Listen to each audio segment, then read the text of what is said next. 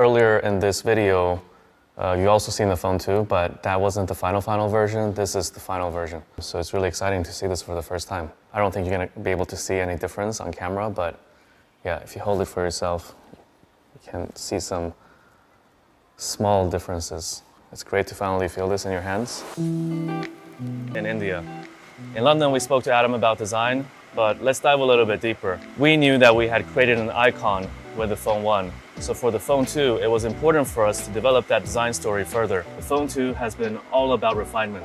Visually, we've evolved the look. With higher resolution textures and upgraded geometry and more consistent coloring, this feels way more refined than the phone 1. It took over 50 prototypes to get what we believe to be perfect. In fact, this is prototype number 54. When I held this for the first time, I knew that we made a worthy successor to the phone 1. It doesn't just look more premium. More importantly, it feels more premium in the hand. With a slimmer mid-frame and a rounded pillow glass back, the phone just feels way more ergonomic and satisfying to hold. As you can see, we kept the same symmetrical bezels as on the phone 1, but we made them even slimmer. We've also moved the selfie camera from the side to the middle to give you that satisfying and symmetrical look. The phone 2 display is way more advanced. With LTPO technology, it can automatically change its refresh rate from 1 Hz to 120 Hz depending on the scenario. So for instance, on our always-on display, it runs at 1 Hz, which is super power efficient. And speaking about power, we've further reduced the power consumption of the display by 30% by switching to a new and more advanced IC with smaller transistors. Finally, this upgraded display features better consistency, color reproduction, and motion in low light.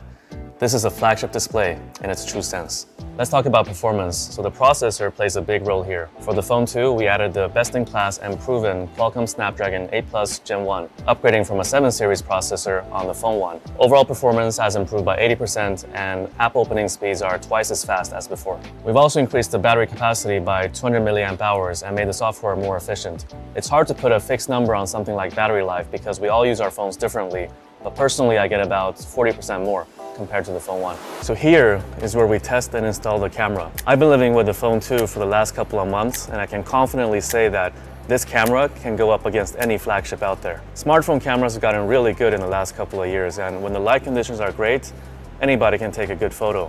However, it gets more complicated in edge cases. And usually there's only 2 ways to go, hardware and software. When it comes to hardware, it's all about increasing the sensor size or the size of the lens so you can capture more light. However, these decisions come with trade-offs because you need to change your design. Maybe your design has to be bigger or thicker, and these are compromises we have to think really carefully about. On the front is our biggest sensor upgrade. We now have the 32 megapixel Sony IMX615, double the megapixel count, and a 30% larger sensor size than on the phone 1. And on the back, we've upgraded the 50 megapixel main sensor to Sony IMX890. The main advantage for this new sensor is that it's faster and can deliver up to 4,000 times more data to the ISP. Or you can focus on the software, tuning and computational photography. We believe in doing both, but as a tech company, we believe we should focus more on the software side. We focused on 2 key challenging camera scenarios, dynamic range and motion. Say for instance you're on holiday somewhere sunny. Your subject is standing in the shadows, meanwhile the background is quite bright. You take a photo of your subject, it turns out fine, but then you realize that the background is overexposed. The photo becomes useless. Our new advanced HDR allows you to capture a higher dynamic range to solve this. All you have to do is point and shoot. In the background, the phone 2 is capturing the same scene in 8 frames with different levels of exposure in the raw domain, which results in 3 times more data processed compared to the phone 1. Advanced HDR selects the best details from each image and then fuses it together for the most true-to-life result.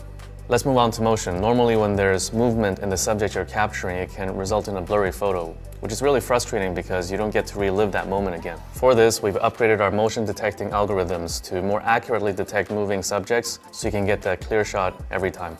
These days, people are using their smartphones to capture more and more video, and I'm happy to say that we made similar improvements across the board when it comes to the video capabilities of the phone 2 as well. Our vision for the smartphone camera is one that's easy to use and can be trusted.